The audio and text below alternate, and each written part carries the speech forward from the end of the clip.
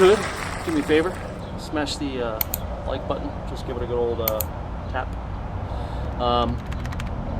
If you get a chance, I'd appreciate it if you subscribe, because that helps with the greater good of the YouTube algorithm.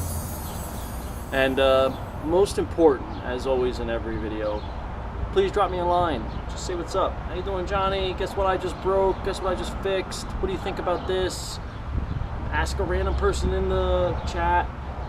Anything, just drop a line. I appreciate that a lot. I love the communication. That's why I mainly do this, is to talk with you guys. Also, we have a Facebook group, Johnny's Motorized Bicycles, on Facebook. You could Facebook it, Google it, I don't know. Come over there, it's free, join, and you can post your videos there, post your pictures, talk to the other people. I think I have all the bells and whistles and I's crossed and T's dotted, whatever. I think I figured it out, and I think everyone can post in it now, as long as it's about motorized bike stuff. That would be awesome. Today, my bike is running rich. I gotta order jets. Nothing I can do about that until I get the jets. But last night on the way home from the hospital, Heather was hit by a car yesterday, and she's in the emergency room right now. Well, I think they're just about to transfer her to a regular room now, actually. But whatever, she was hit by a car. The guy was making a left into a store. Actually admitted to seeing her, but thought he could beat her, like get into the parking lot before she got to him. But he didn't realize she was on a motorized bike and going faster than 5 miles an hour, and she hit. She said she was in a rush. So because of that, she said she was doing probably like 25. She usually rides at 20 to 25. 25 if I'm with her, because that's where I ride at. But normally she's a 20 mile an hour rider. I wouldn't doubt, because she was in a rush, that she was pushing it 25 to 30. Her bike at this current moment, well, at this current moment it doesn't do anything, but before it got crashed, it was doing about 34, because a new motor getting broken in and stuff, so it didn't go fast yet. It wasn't even 34 was with a tailwind right now. I got video to prove that and all, but whatever, it's tore up. So I've been running around like a crazy person. I rode the bike back yesterday, my bike, and it was working fine as far as how it's running, because it's still running fat, and it won't, you know, it'll only go up to about a quarter throttle. After that, it's just boggy. Well, not boggy, it's poppy. You know, just it just doesn't want to take off. So I know it's still too fat, because the leaner I went, the better it was getting, and got better and better and better and better, little by little. But this morning when I got on it, I went out to New Brunswick, and it wasn't working. I got on it. I had what should have been enough fuel to get to New Brunswick and back, and I ran out of fuel on the way back because it wasn't running good. As soon as I started it up, it started acting like it was crazy rich all the way around, like it was way weird. I don't understand what happened. So I'm about to just pop this off and take a look inside the carburetor and see what's going on, to be honest with you, because I have somewhere to go and I got to get this figured out. Honestly, I really didn't need my bike to not run right today. So I never really messed around with this carburetor. I pretty much just left it stock outside of changing the jets. And now I'm not sure, but it looked like there might have been a drop of water right there. I left my bike outside yesterday, and I checked the weather before I did. It says it wasn't supposed to rain or anything, but I think it might have rained, and I got water in pretty much every freaking thing, which, as we all know, is not good. So when I opened this up before, I was noticing I was having a lot of gas leak out of here. And this is when the float is not closed. This is a drain. It comes out of here when the float fills up, because it doesn't get shut off. And then it just comes out of here and it leaks out. Now normally I've never had a problem with that before, but since I was in here and something's going on, I looked. Now I adjusted the float. Now it's you know, leaning, so it's not going to be smooth operating, but that's all the way down. That's shut off, and that's the spring inside the shut off. So before it was like this. It was all the way up here like this, hitting the actual base, and the needle wasn't even getting moved. So now it's actually doing something and moving. So I adjusted the float. It should be good. I never adjusted it before, so let's hope that helps that situation. And the little droplet of water I feel like I seen, let's hope that also fixed the not running right, because it's gonna only take a drop of water to make your carburetor not work right. Because it was still working, but it just wasn't working well. So let me put it together and see what we come up with. All right, give me a second here, guys. Today we are going to be working on this YD100. As you know, it is my favorite motor. So my current motor on my bike today, it took a poop. Well, it's still running, but I tried to bounce over a curb to catch a light, because I came across the lawn instead of the driveway I normally come out, and I went off the curb, but there was a car right there, so I was going slow, and I didn't think about it, but the exhaust got caught on the curb, and it stripped the threads out of the bolt on the exhaust on my head, my jug. So that's got to be fixed, and I can't go with that motor until I finish doing everything I got to do to it. Well, that is almost a perfectly matched gasket. Very impressed with that. It's also rubber. Wait, what? Look at this gasket. There's two gaskets on the intake. It's got like a rubber on it, but why'd they put two? I don't know. We'll figure that out too. You can see in there, like you can see, it's not horrible, but you know I grind that all out, make it bigger, just give it a little more breathing room. This almost has nothing to take off of it, which is interesting. I do have to say, there's only one base gasket on here. That's weird. Why is it like that? Let me put those back on. I'm curious about something. Something don't seem right now. I want to see it inside. Let's tighten her down. She tightens down, but I don't get why it was such a big gap.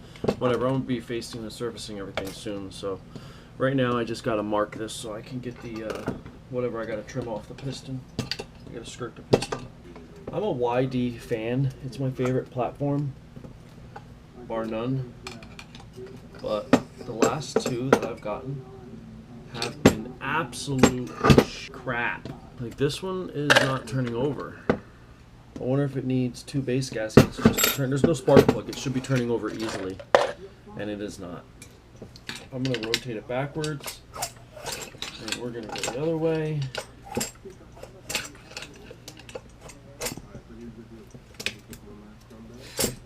And as soon as I get to the top, it doesn't want to go. Something is wrong. All right, I can't mark the skirt of the piston because I don't know what's going on, but something is going on. Something is stopping the piston from making a revolution. So maybe there's something in there. Maybe it needs, the squish is wrong. I don't know. Well, we're gonna find out. Sorry, I take these off anyway, and I gotta deburr them and all that. I'm gonna be honest, I don't know if it's right. So we are gonna bolt it down again.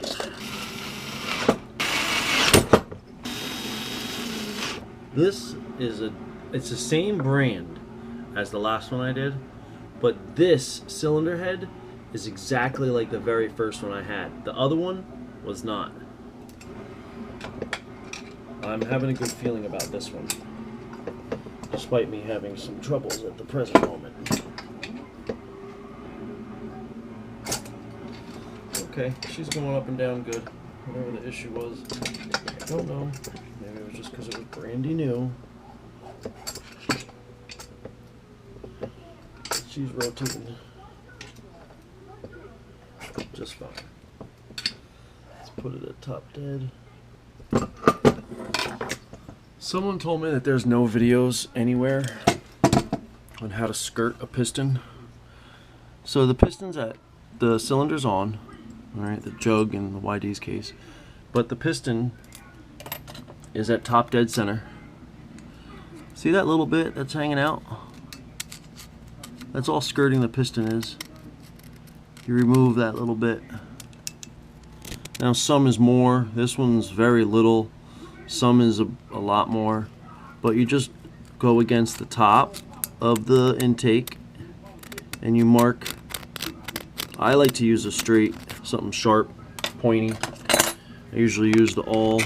This is an awl. It's just basically an ice pick. Aluminum is soft. Just scratch it, and that will mark it so you know what you need to take off.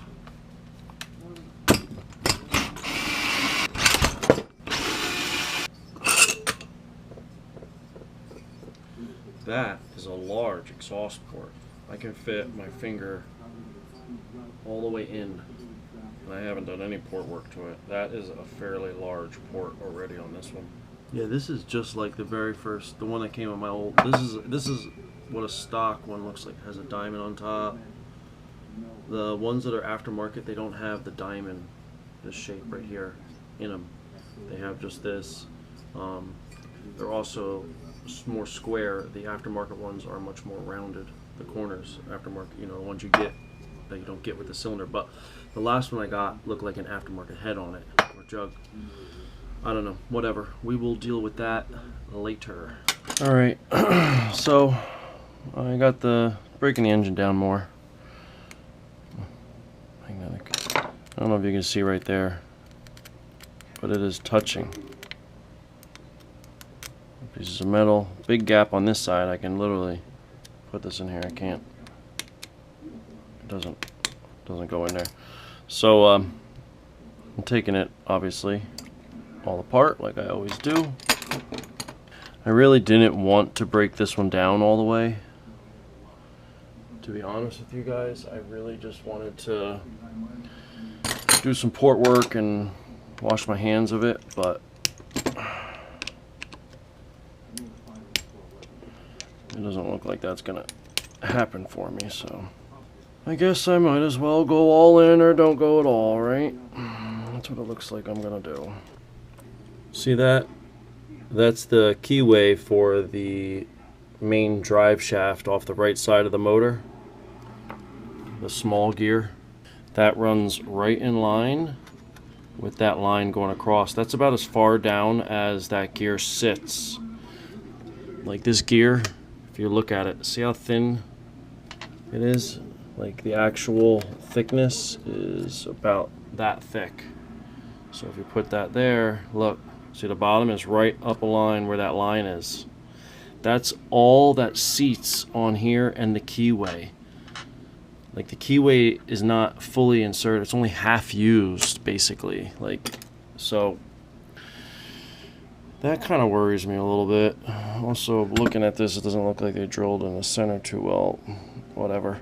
Alright, continuing on. Alright guys, I need you to take a look at this. I'm spinning this. Can you see the wobble? It's hard for my hand to keep it steady because of the weight difference. I'm holding it just by the bearing. Like just the one bearing I'm holding. I'm holding it close to the weight, so it shouldn't be that hard if it's balanced to keep it stationary.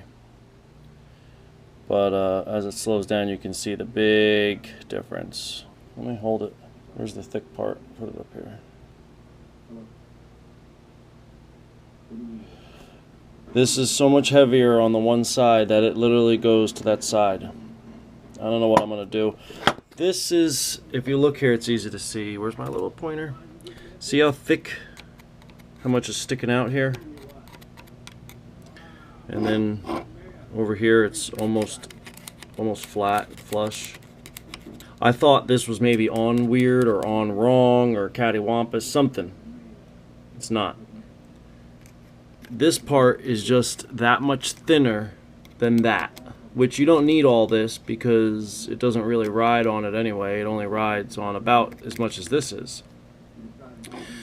But because this is so much thicker, see how much thicker it is right here? You could, I don't know if you could see on the camera well, but like if you look there, you could see how thick that